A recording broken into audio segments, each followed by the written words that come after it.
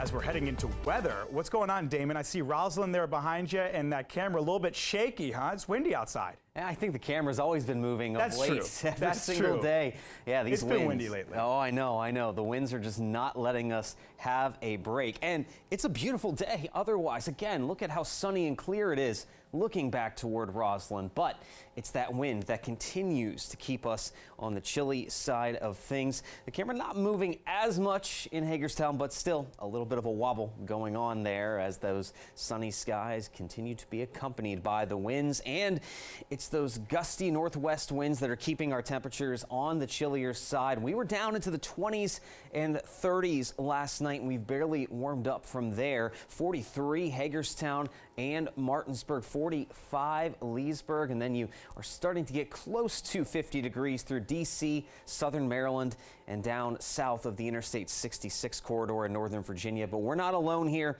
with these chillier temperatures. Overall, this pattern is keeping some chillier air locked in along the entire East Coast. So it's the double-edged sword we're dealing with here, folks. We get the sunny skies, but we cannot get the warm temperatures at the same time. So those winds are still going to remain breezy this afternoon, going into the evening, but finally, as high pressure settles in overhead tonight, those winds will start to calm down, and that will give us a beautiful day tomorrow. No wind. We're still going to have a decent amount of sunshine, and those temperatures jump up a little bit more into the middle and upper 50s on your Thursday.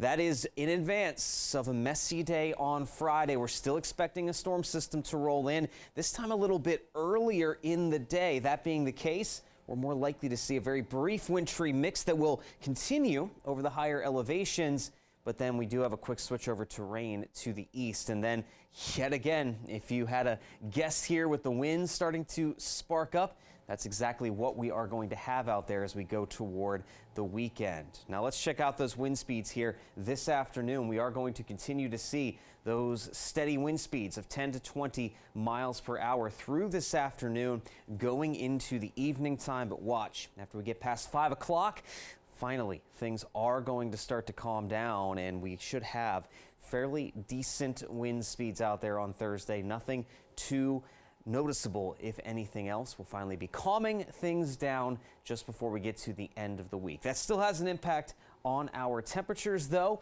We are only going to be getting into the upper 40s and low 50s out there this afternoon. And then with a clear sky and those winds starting to calm down later on tonight, just be ready for another chilly start to your day on Thursday. Upper 20s, low 30s. That is all the warmer we are going to be tomorrow morning. But here we go with the lack of wind and a sunny sky yet again tomorrow. Everybody should jump up into the 50s, and we're starting to see more daylight this time of year, and that should nudge these temperatures up here a few more degrees. Like I said, closer to that 55-degree mark for tomorrow.